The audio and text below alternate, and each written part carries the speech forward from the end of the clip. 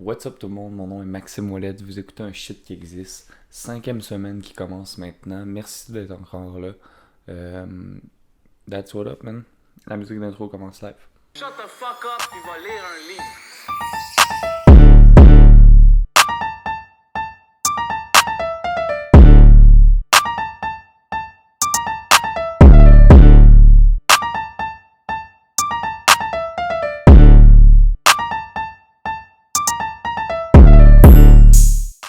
Cette semaine, j'ai lu le bon vieux Camus. Ça pue le Camus! Cette semaine, j'ai lu le bon vieux Camus. J'ai lu La femme adultère suivie de Les Muets, qui sont deux courts récits rassemblés en un livre. Ce que je remarque tout de suite en lisant ces deux récits-là, c'est qu'on retrouve la précision chirurgicale de l'écriture d'Albert Camus. Albert Camus fait des descriptions qui sont tellement bien faites qu'on voit vraiment l'image lorsqu'on lit ce qu'il écrit. Puis c'est d'ailleurs ce qui fait la force de La femme adultère, qui est un récit en fait dans lequel Camus fait un hommage à l'Algérie qu'il l'a vu grandir. Faut savoir que Camus est un descendant des Pieds-Noirs, c'est-à-dire qu'il est un descendant de la présence européenne en Algérie, présence européenne qui s'est terminée en 62 suite à la guerre d'indépendance de l'Algérie. Puis en 62, il y a justement une grande masse de départ de l'Algérie de la part des Français ou des Européens. Puis on sent cet amour-là que Camus a pour le pays de l'Algérie. Par contre, on sent également qu'il est tiraillé, parce qu'on sait que c'est un intellectuel qui est de gauche, Camus. C'est une personne qui, justement, prônait l'indépendance. Donc, par conséquent, il y a carrément une contradiction entre prôner l'indépendance puis aimer le pays qui nous a vu grandir en tant que colonisateur, entre guillemets. Ce tiraillement-là, on le retrouve dans le personnage de Janine, personnage principal de La femme adultère. Janine, c'est une femme qui découvre l'Algérie, qui découvre le sud de l'Algérie avec son mari Marcel, qui est un marchand. Puis, en découvrant cette Algérie-là, elle découvre un pays qui, pour elle, lui appartient, mais qui en même temps lui semble tellement hostile à sa présence qu'on ne peut pas passer à côté de la comparaison qu'on pourrait faire entre Janine et l'homme qui est Albert Camus. C'est un livre qui nous montre qu'au-delà des personnages, le décor est encore plus important. C'est vraiment important de situer l'action à un endroit qui nous plaît, à un endroit qu'on connaît bien. C'est exactement ce qu'Albert Camus a fait. On ressent tout de suite dans le livre que c'est un endroit qui lui tient à cœur, l'Algérie. Puis honnêtement, même si ce récit-là reste somme toute quand même relativement ordinaire. C'est pas un récit qui va vous marquer à vie. Je trouve que c'est une très belle déclaration d'amour à l'Algérie. Pour cette raison-là, j'ai quand même honnêtement bien aimé La femme adultère. C'est sûr que, comme je vous dis, ça sera pas un récit marquant pour moi, mais ça s'est lu super bien. C'est une 40aine de pages environ. C'est vraiment intéressant. Surtout quand on connaît l'histoire de Camus, on comprend pourquoi il a écrit ça. Puis j'ai beaucoup aimé. Je connaissais Camus seulement pour L'étranger, qui est comme son grand classique avec La peste. Étranger que j'ai lu beaucoup trop jeune d'ailleurs, qu'il faudrait probablement que je relise. Donc c'était comme si c'était, à mon âge adulte, une première initiation à la plume de Camus. Mais je me suis rappelé tout de suite là, à quel point Camus écrit avec une précision incroyable. C'est quelque chose que j'ai beaucoup aimé. C'est d'ailleurs quelque chose que j'ai retrouvé dans Les Muets. Les Muets qui m'a beaucoup plus plu que La femme adultère personnellement. C'est l'histoire en fait d'un homme qui retourne au travail après une grève qui n'a pas fonctionné. Puis lui et les autres employés se mettent à bouder le patron. Il va arriver un drame sur les lieux du travail. Puis le personnage principal va être tiraillé en fait entre l'envie de faire preuve de solidarité envers ses compagnons de travail puis de rester fidèle à la cause, puis l'envie de faire preuve de compassion à l'égard de son patron. Donc je trouve que c'est quand même un beau récit. Il faut comprendre que le patron de Les Muets, c'est un patron qui est quand même sympathique, qui est quand même advenant. Donc ça nous montre que l'ami peut devenir facilement l'ennemi, mais que également il faut faire preuve d'empathie à l'égard de l'ennemi, puis que parfois la cause de nos amis ou la cause qui nous tient à cœur est moins importante que potentiellement la vie humaine qui en soi est la chose la plus importante sur Terre, du moins. Bon, ça c'est très humain de dire que les humains sont la chose la plus importante sur Terre, là, mais je pense que vous avez quand même compris ce que je voulais dire, dans le sens que...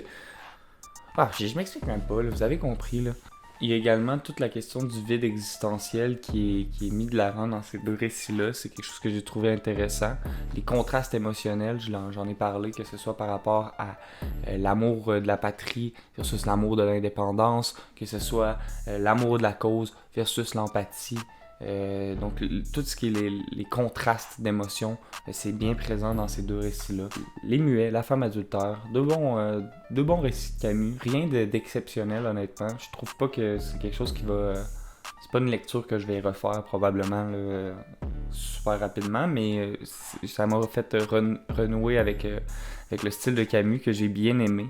Je vous les conseille fortement, mais en fait, je vous les conseille, mais pas fortement. Là. Si vous voulez lire du Camus, faites comme tout le monde puis lisez l'étranger.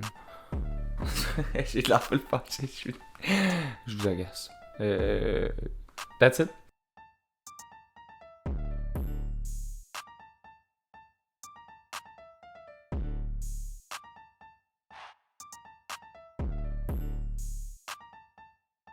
J'ai lu hier J'irai cracher sur vos tombes de Boris Vian, paru sous le nom de plume de Vernon Sullivan. J'irai cracher sur vos tombes, c'est l'histoire de Lee Anderson qui arrive à Buckton, une petite ville du sud des États-Unis, ville toujours ségrégationniste. Et c'est dans cette ville que Lee, le narrateur, compte mettre à jour son plan qui est d'exécuter des femmes blanches. Il faut comprendre que Lee Anderson a un petit frère qui a été exécuté parce qu'il était en amour avec une femme blanche. Je vous le dis, j'ai pas peur de vous spoiler parce que c'est dit dans la 4e de couverture de toute manière, puis c'est quelque chose qu'on découvre assez vite dans le roman. Je pense pas que ça va vous empêcher d'apprécier la lecture, au contraire. On se rend compte très rapidement que Boris Vian a une facilité à construire une intrigue. Les chapitres sont juste assez longs, on a envie toujours d'aller en lire un de plus, puis un de plus. Le rythme est rapide. Les informations nous sont données petit à petit, mais juste assez rapidement pour qu'on comprenne et qu'on ait l'impression d'être vraiment intelligent. Ce que Boris Vian a fait, c'est de prendre en considération parfaitement le lecteur modèle dont parle Umberto Eco, c'est-à-dire que Boris Vian s'est mis à la place du lecteur, il s'est questionné à savoir comment son livre allait être reçu, comment il fallait qu'il donne l'information pour que le lecteur se sente intelligent. Parce que c'est ça la force d'un bon auteur, c'est pas de montrer que lui est intelligent, c'est de faire en sorte que, de la manière la plus simple possible, il écrive un texte qui se lit bien et qui fait, malgré le fait qu'il se lit bien, sentir le lecteur intelligent. C'est primordial pour un auteur d'être capable de faire ça. Et Boris Vian le fait avec une facilité qui est désarmante. On dirait qu'il sait... en fait, il sait exactement où est-ce qu'il nous amène. Il nous prend par la main sans trop le faire. On a l'impression d'être indépendant dans notre lecture. Mais à vrai dire, c'est Boris Vian qui nous guide tout au long de ce roman. Qui est vraiment bon. C'est un roman qui parle de la violence d'une Amérique blanche, mais également de tout ce qui est l'aspect de la vengeance. Il y a un questionnement qui est très bon en fait tout au long du livre. On se demande à quel point c'est légitime pour Lee Anderson de vouloir se venger. On se demande est-ce qu'il faut vraiment appliquer la maxime qui dit œil pour œil, dent pour dent, ou est-ce que c'est pas un peu intense de penser comme ça? Au courant des 2 premiers tiers du livre, on nous montre une Amérique blanche qui est d'une violence inouïe pour, par la suite, nous montrer les actes de Lee Anderson qui sont décrits de manière très graphique dans une scène qui est choquante, qui nous donne envie de poser le livre pour la première fois. Moi, ça m'a fait trembler, j'ai eu des petites larmes aux yeux, j'avais de la misère à avaler, de la misère à respirer. Il a vraiment fallu que je prenne un petit 10 minutes de pause parce qu'honnêtement, la scène finale est d'une violence sans pareil. Et puis ça nous amène justement à se poser la question jusqu'où c'est légitime de se venger. Est-ce que vraiment répondre à la violence par la violence, c'est vraiment une bonne idée? Et le dernier chapitre en est un très très court dans lequel l'Amérique blanche reprend le dessus sur la violence et nous montre que c'est un cycle qui est sans fin. Donc ça, c'est quelque chose que j'ai trouvé vraiment intéressant. Je me suis questionné, par contre, je dois l'avouer, à savoir si c'était légitime pour un homme blanc d'écrire cette histoire-là. Je pense que c'est des questions qu'il faut se poser par rapport à la fiction. Jusqu'où est-ce qu'on peut aller dans la fiction? Est-ce qu'un homme a le droit d'écrire une histoire dans laquelle la narratrice est une femme? Est-ce qu'un homme blanc a le droit d'écrire l'histoire d'un homme noir? Est-ce qu'un homme hétéronormatif, une femme hétéronormative a le droit d'écrire l'histoire d'une personne trans, bisexuelle, polyamoureuse. Personnellement, j'ai tendance à penser que oui, mais c'est sous toutes conditions. En fait, il faut qu'on sente que cette personne ou ce groupe de personnes marginalisées-là est bien représenté dans le livre, puis que les recherches sont faites, qu'on est conscient de leur réalité. Puis j'ai l'impression qu'honnêtement, Boris Vian a très bien fait ça dans J'irai cracher sur vos tombes. Ça m'a pas déplu, ça m'a titillé au début, mais rapidement je me suis rendu compte que non, je considère que la manière dont les recherches sont faites, la représentation du personnage, j'ai l'impression que c'est légitime. Après, je suis un homme blanc, donc je sais pas à quel point c'est légitime pour moi de décider ça. Là. Je pense que ça serait un peu ironique de faire comme « Non, les hommes blancs ont le droit d'écrire des histoires sur les hommes noirs. » Fait que non, c'est pas à moi de décider ça. Tout ce que je dis, c'est que moi, je trouve que ça m'a pas déplu. J'ai déjà vu des cas où est-ce que c'était moins bien fait. Des hommes qui écrivent l'histoire de des narratrices femmes, puis qu'on sent que ça n'a pas été bien fait du tout, puis qu'on sent même que c'est un haineux. J'ai pas trouvé que c'est le cas de J'irai cracher sur vos tombes de Boris Vian. Je pense que c'est un livre qui nous tient en haleine. Je pense que c'est un livre qui est intéressant. Boris Vian m'a surpris honnêtement avec J'irai cracher sur vos tombes. J'ai trouvé que ça ressemblait un peu dans le style au premier livre de Boris Vian que j'ai lu, et seul livre, mis à part J'irai cracher sur vos tombes, qui est Et on tuera tous les affreux, que j'avais bien aimé, sauf que Et on tuera tous les affreux m'avait un peu laissé sur ma faim. J'avais aimé le style de Boris Vian, mais j'avais pas nécessairement apprécié tant que ça l'histoire. J'avais trouvé que c'était somme toute une bonne histoire. Ça m'a surpris quand j'ai lu J'irai cracher sur vos tombes, parce que dans les deux cas, c'est un peu des romans style policier, si on veut. C'est des romans avec des intrigues vraiment bien ficelées, avec une écriture qui est entraînante. Puis je ne m'attendais pas nécessairement à ce que Boris Vian fasse dans ce style d'écriture-là. Je pense que je connaissais peut-être pas l'homme tant que ça. J'ai très hâte de lire L'écume des jours, qui est aussi sur ma liste de lecture. Scoop! Mais je pense que c'est complètement autre chose, donc j'ai vraiment hâte de voir jusqu'où Boris Vian peut m'amener. J'irai cracher sur vos tombes, honnêtement, vraiment bon livre. Si vous avez le cœur sensible, que vous ben tu sais, c'est ça, c'est quand même vraiment violent, donc je sais que je vais avoir ce questionnement-là à la fin de la semaine, à me dire est-ce que parce que j'ai pas encore lu l'autre livre, mais j'ai beaucoup aimé J'irai cracher sur vos tombes, mais on dirait que malgré tout, je sens que ça m'apparaît comme illégitime de vous faire cette suggestion-là, parce que c'est vraiment un livre qui est, malgré le fait qu'il se lit super bien, c'est une lecture qui est difficile. C'est pas une lecture qui nous quitte un coup qu'on a posé le livre. Je pense que c'est une lecture qui reste avec nous. Donc si jamais je viens qu'à faire cette suggestion-là à la fin du vidéo, ben je vais avoir des petits warnings à faire. Mais on se reparle de tout ça. Il me reste quand même un troisième livre à lire avant de commencer à penser à la suggestion de la semaine. Je pense que tu sais comme là je vous annonce déjà officiellement que ça sera pas Camus là. On va voir après. Troisième livre, interlude musical qui commence live. On verra après. Let's go!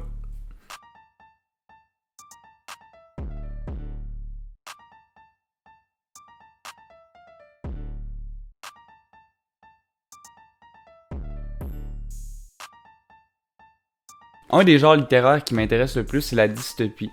Il n'y en a pas beaucoup de grands classiques de la dystopie, mais ceux qui existent, tout le monde les connaît. On parle de 1984 de George Orwell, La Servante écarlate de Margaret Atwood, puis de Fahrenheit 451 de Ray Bradbury. C'est les trois grands classiques, avec le livre dont je vais vous parler aujourd'hui, qui est Le meilleur des mondes d'Aldous Huxley. Le meilleur des mondes d'Aldous Huxley, ça a été écrit en 1931, paru en 1932. C'est un des sinon le premier livre dystopique. Ce qui fait qu'en fait, c'est vraiment intéressant parce que souvent les genres littéraires, le romantisme ou la tragédie, c'est des genres littéraires qui remontent à super longtemps. Puis d'aller se plonger en fait dans le premier livre tragique ou dans le premier livre romantique, c'est un effort intellectuel qui est vraiment imposant parce que c'est souvent écrit dans un vieux français ou dans un vieil anglais, puis ça demande vraiment un effort de concentration. Le roman d'anticipation ou la dystopie, c'est un genre qui est assez nouveau, c'est un genre qui a même pas encore un siècle, ce qui fait qu'on peut aller se plonger dans les premiers livres dystopiques puis comprendre vraiment relativement facilement ce qu'il y en est. On peut comprendre les mécaniques, comment est-ce que ce genre-là s'est développé en ce qu'il est aujourd'hui. Puis pour pouvoir comprendre tout ça, je pense qu'il faut vraiment se plonger dans le meilleur des mondes. Dystopie, je l'ai dit, c'est synonyme également de roman d'anticipation. C'est un genre littéraire dans lequel il va y avoir les caractéristiques suivantes. On va avoir la présence d'un gouvernement totalitariste qui contrôle l'ensemble de la population. On va avoir la présence d'une pensée unique, de propagande. Il n'existera plus de pensée critique. Et il va avoir la présence d'un personnage qui veut s'émanciper de cette civilisation-là. Dans les dystopies, il y a également cette idée-là que le passé est néfaste. On veut pas que les gens tombent dans la nostalgie. On veut pas qu'ils sachent qu'est-ce qui s'est déjà fait par le passé. Donc, on supprime des grands monuments culturels, architecturaux, ou en fait, on va tout simplement wipe le passé au grand complet pour pas que les gens se disent qu'il a déjà existé un monde différent que celui dans lequel ils vivent. C'est un style qui est mis en opposition avec l'utopie, qui est un concept que vous connaissez probablement. Donc la dystopie, par définition, c'est un monde cauchemardesque. C'est l'idée en fait d'une civilisation future, d'une civilisation qui va être présente dans 5, 10, 15, 100 ans. Puis l'auteur de la dystopie fait l'effort de penser, de s'imaginer à quoi pourrait ressembler le monde dans le futur. Souvent, on a dit des auteurs dystopiques que c'est des espèces de prophètes un peu fous. On a dit George Orwell qui avait prédit l'avenir, mais c'est plus ou moins vrai en fait. Je pense pas que ces gens-là, c'est des prophètes ou qui prédisent l'avenir. Je pense que c'est des gens qui sont d'une lucidité incroyable, qui ont analysé la société dans laquelle ils vivent, puis qui sont capables de s'imaginer à quoi elle va ressembler si on continue de s'en aller dans cette direction-là. Il y a beaucoup de gens qui ont dit du livre Le meilleur des mondes d'Aldous Huxley que c'était un livre qui faisait l'apologie du communisme. Je pense pas du tout en fait, parce que c'est plus la critique du communisme. On critique l'idée d'une masse étant uniforme. C'est peut-être juste un addon, en fait, le fait que le personnage principal, un des personnages principaux s'appelle Benjamin... C'est-tu Benjamin? Bernard Marx. Puis je dis addon parce que je pense vraiment que c'est un addon qu'il porte le même nom que Karl. Parce que Karl, en 1932, si je me trompe pas, n'avait rien publié encore. Ce qui fait qu'on peut pas vraiment s'imaginer que Huxley s'est basé sur Karl Marx pour faire un personnage communiste. C'est un peu tiré par les cheveux selon moi. Je me trompe peut-être vraiment, mais j'ai l'impression que Marx c'est peut-être juste un nom commun en Angleterre. Anywho, dans les dystopies, on se rappelle tout le temps d'une idée qui est complètement éclatée. Je pense à 1984, Big Brother vous regarde, c'est ce qui reste de 1984. Même si vous n'avez pas lu 1984, vous savez ça. La Servante écarlate, vous savez un peu le rôle de la Servante écarlate, c'est ça qui est resté dans l'imaginaire collectif. Ray Bradbury, c'est les livres qui brûlent, les pompiers qui mettent le feu. C'est ce qu'on se rappelle, c'est cette idée un peu saugrenue puis un peu extrémiste dont on se rappelle. Dans le meilleur des mondes, cette idée-là dont tout le monde se rappelle, c'est l'idée des bébés éprouvettes. Les 2 premiers chapitres parlent de la conception humaine. Il n'y a plus de famille. La famille a été abolie dans cet univers-là. La monogamie a été abolie également. Ce qui fait en fait qu'on est laissé seulement avec des usines à bébés qui produisent des bébés de différents ordres, de différentes qualités. Donc on a des castes qui sont créés en laboratoire. L'idée des bébés éprouvettes, c'est souvent ce qui est mis de l'avant avec Le meilleur des mondes d'Aldous Huxley, comme si en fait c'était ça qui avait mené à tout le reste. Mais je pense que quand on se questionne, c'est le capitalisme qui a amené aux bébés éprouvettes, c'est le capitalisme qui a amené au totalitarisme, c'est toute cette idée-là d'argent, de consommation, de production qui est à la base de tous les problèmes dans Le meilleur des mondes d'Aldous Huxley. C'est aussi le capitalisme qui est à la base de tous les problèmes dans le monde réel. Fait que je pense que on peut très bien se reconnaître dans Le meilleur des mondes. Puis en fait, c'est ça la force de la dystopie, c'est qu'on peut toujours se reconnaître dans un univers dystopique. On dit tout le temps « Ah, c'est donc bien d'actualité, on a l'impression vraiment qu'on lit sur le monde actuel. » Right, parce que ces gens-là ont anticipé vers où on s'en allait. Donc il y a un système de caste dans Le meilleur des mondes.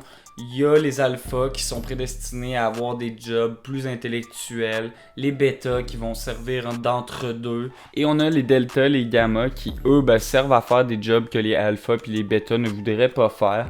Cependant, il y a cette idée de communauté-là, en fait, cette idée que les alphas sont conditionnés à ne pas avoir de mépris pour les deltas et les gammas parce que sans eux, le monde ne pourrait pas fonctionner. C'est une représentation, encore une fois, du monde capitaliste dans lequel on vit. Au début du Meilleur des mondes, on a l'impression que le livre est vraiment axé sur tout ce qui est l'aspect biologique de la patente. On a l'impression que ça va être un livre qui est super scientifique, puis c'est pour ça qu'au début, c'est difficile de s'embarquer. C'est des phrases qui sont souvent super longues, mais je pense qu'un coup qu'on a passé le premier chapitre et demi, ou les 2 premiers chapitres du moins, on est embarqué dans une histoire qui est vraiment fascinante. Puis justement, les bébés éprouvettes sont un peu plus mis de côté, puis ça devient comme tout le reste qui prend la place. Ce qui est vraiment intéressant, c'est qu'on a plusieurs personnages qui veulent s'émanciper dans ce livre-là, contrairement à 1984, où est-ce qu'on a l'impression que le personnage est vraiment unique. J'ai beaucoup aimé ça, en fait, l'idée que il y a beaucoup de gens dans un système totalitariste qui veulent s'émanciper de ce système-là. C'est pas simplement une espèce d'individu un peu marginal qui veut s'en sortir et qui se dit ça n'a pas de bon sens. Il y a plusieurs personnes qui se disent que ça n'a pas de bon sens, souvent des dirigeants, mais ceux-ci sont obligés de se fermer les yeux pour continuer de vivre dans le confort qu'ils connaissent. J'ai dit plus tôt que la dystopie et l'utopie sont complètement aux opposés, mais c'est totalement faux. En fait, ce que les grands livres dystopiques nous présentent, c'est un commentaire sur le bien et le mal. On nous montre que le bien et le mal sont vraiment très proches et que par conséquent, les dystopies, les utopies sont reliées. C'est jamais de mauvaise foi que les dirigeants instaurent un système totalitariste. C'est tout le temps avec une bonne idée. L'idée de base, dans les livres de dystopie, comme dans la réalité, c'est pas une mauvaise idée. T'sais, si on se penche sur Hitler, c'était quelqu'un qui était fier de son pays. Après, ça l'a vraiment fucking dégénéré, là, on s'entend là-dessus, mais le patriotisme d'Hitler était pas en soi quelque chose de mauvais. C'était juste quelqu'un qui voulait redonner ses lettres de noblesse à son pays. Puis ça, c'est pas mal en soi, c'est tout ce qui est venu après qui est mal. Puis c'est également ce qu'on retrouve dans les grands livres de dystopie. Quand on lit La Servante écarlate, c'est pas une mauvaise idée qui a amené à tout ça. Quand on lit 1984, c'est pas une mauvaise idée qui a amené à tout ça. Mais il faut se questionner, c'est jamais écrit concrètement. Dans La Servante écarlate, il me semble que c'est écrit concrètement, mais bon. Je trouve que Le Meilleur des mondes, c'est le livre dans lequel on nous montre le plus cette dualité-là entre le bien et le mal. C'est le livre dans lequel on nous montre le plus la proximité entre la dystopie et l'utopie. À la page 272, il y a un passage qui est magnifique et qui nous montre vraiment ça. Et j'aimerais vous le lire. Donc ça va comme suit. Parce que notre monde n'est pas le même que celui d'Othello. On ne peut pas faire des tacos sans acier, et l'on ne peut pas faire des tragédies sans instabilité sociale. Le monde est stable à présent. Les gens sont heureux. Ils obtiennent ce qu'ils veulent et ils ne veulent jamais ce qu'ils ne peuvent obtenir. Ils sont à l'aise. Ils sont en sécurité. Ils ne sont jamais malades. Ils n'ont pas peur de la mort. Ils sont dans une sereine ignorance de la passion et de la vieillesse. Ils ne sont encombrés de nul père ni mère. Ils n'ont pas d'épouse, pas d'enfants, pas d'amants au sujet desquels ils pourraient éprouver des émotions violentes. Ils sont conditionnés de telle sorte que pratiquement, ils ne peuvent s'empêcher de se conduire comme ils le doivent. C'est cette idée-là, en fait, justement. Je trouve que là, c'est bien exprimé. Ça nous montre que il y a pas... c'est pas une mauvaise... c'est pas des mauvaises intentions, c'est d'enlever des souffrances qu'on essaye de faire avec la société. Mais malheureusement, ça nous donne quelque chose qui est cauchemardesque. Ça nous donne une société qui nous donne des frissons dans le dos. Puis ça nous amène à nous questionner, en fait, jusqu'à quel point on pourrait pas tomber dans une dystopie sans s'en rendre compte. Est-ce que quelqu'un pourrait nous présenter un jour le projet du siècle qui révolutionnerait, en fait, notre manière de vivre? Puis est-ce que ça pourrait vraiment... Est-ce qu'on pourrait vraiment bénéficier de ce projet-là? Ou est-ce que, ultimement, on finirait pas par se tirer dans le pied, tu sais? En tout cas, c'est des grandes questions. Peut-être des questions trop grandes pour moi ce matin. Mais... Non, je sais pas. J'ai vraiment un amour particulier pour ce genre-là. Puis comme j'ai dit, je trouve que la proximité dans le temps avec cette œuvre-là, qui est la première œuvre de dystopie, nous permet vraiment de comprendre, en fait, les mécaniques des grandes œuvres qui sont venues après Le Meilleur des mondes d'Aldous Huxley. Puis je pense qu'il y a quelque chose de très cathartique également dans le fait de se projeter dans un univers où est-ce que tout est tout va mal, puis où est-ce que tout a mal tourné. Même si c'est un livre qui n'est pas nécessairement écrit de la manière la plus accessible, je pense que ça reste tout de même assez accessible pour que n'importe qui apprécie ce livre-là. Il y a plein de choses que j'aurais pu dire de plus, là, mais c'est pas une analyse complète, là, à un moment donné, je fais pas mon devoir de maîtrise, je fais juste mon devoir de citoyen. Fait que that's what up, pour vrai, le meilleur des mondes, Aldous Huxley, super bon. Meilleur des mondes, petit but de l'histoire qu'on tourneront à chercher le meilleur des mondes. Allez écouter la chanson de Manu Militari, pour vrai, c'est une bonne chanson, man. On se revoit après la petite intro musicale.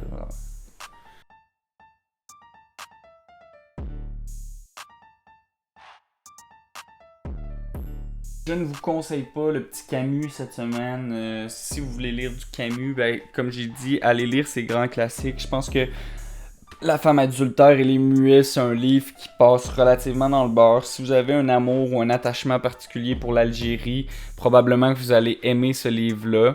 Mais pour ma part, c'est un livre qui me laisse indifférent. Pour vrai, c'est bien écrit, mais c'est pas un livre qui est marquant. Puis je pense que dans l'œuvre complète de Camus, ben, c'est pas des récits qui ont été marquants. C'est ça. Fait que ça sera pas Camus cette semaine, malheureusement, mon petit Albert. Ça sera pas toi. Ça sera pas non plus J'irai cracher sur vos tombes de Boris Vian. C'est un livre que j'ai trouvé qui était très bien écrit, mais je me suis beaucoup questionné honnêtement.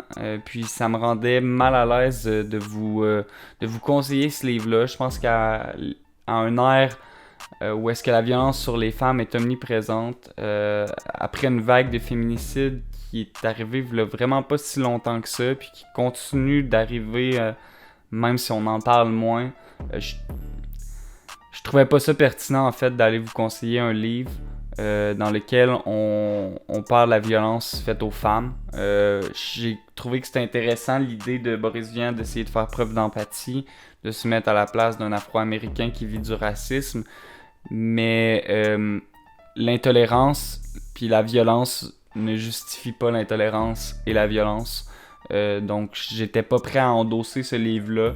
Même si j'ai trouvé que c'est un très bon livre, même si je l'ai lu très rapidement, même si c'est écrit avec une certaine finesse, avec la finesse qu'on connaît de Boris Vian, j'arrive juste pas à vous le conseiller. Si vous voulez le lire, ça peut être intéressant de le faire, mais ça sera pas ma suggestion de la semaine. Malgré le fait que des 3 livres, c'est le livre qui m'a le plus accroché au moment où je lisais. Ça peut simplement pas être ma suggestion de la semaine, je suis pas prêt à endosser ça. Donc ma suggestion de la semaine, Le meilleur des mondes d'Aldous Huxley, un très bon livre, un livre qui nous permet de comprendre les livres qui ont suivi celui-ci. Puis pour vrai, tu sais, comme je pense que j'ai été très chaotique, mais j'en ai déjà assez parlé. Je me questionne en fait même honnêtement à savoir si je continue à faire le segment de la suggestion de la semaine, parce que je pense que quand je parle des livres, ben, vous devez quand même relativement vous douter quel livre je vais vous suggérer à la fin. En tout cas, vous me direz dans les commentaires ce que vous en pensez. Mais pour là, je pense que je vais continuer de faire la suggestion, mais il va falloir que je me questionne sur le format. En tout cas, bref, là, je suis en train de vous parler de mes réflexions internes. Là. Ça veut dire que j'ai pas grand chose à dire sur le meilleur des mondes. Allez vous coder ça. Vous connaissez déjà mon nom. Vous connaissez déjà le nom de la chaîne que vous écoutiez. Merci d'être là.